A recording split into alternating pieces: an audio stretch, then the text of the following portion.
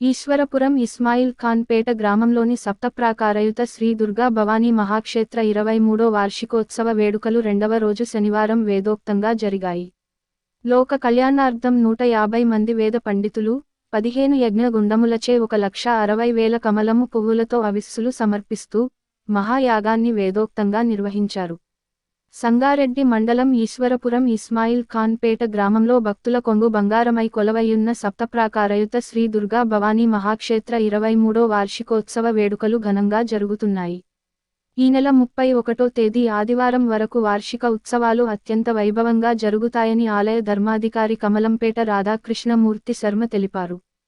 శ్రీ దుర్గా భవానీ మహాక్షేత్ర వార్షికోత్సవ విశేష పూజలను అనుసరించి ఆలయ ఆస్థాన ఆచార్యవర్యులు, పౌరాణికులు బ్రహ్మశ్రీ పురాణం మహేశ్వర శర్మ ఆధ్వర్యంలో వేద పండితుల వేద మంత్రోచ్చారణల మధ్య అమ్మవారి మూలమూర్తికి పంచామృతాలు, పలురకాల పరిమళ భరిత ద్రవ్యాలు, పవిత్ర జలాలతో శ్రీ సూక్తయుక్తముగా అభిషేకములను శాస్త్రోక్తంగా నిర్వహించారు.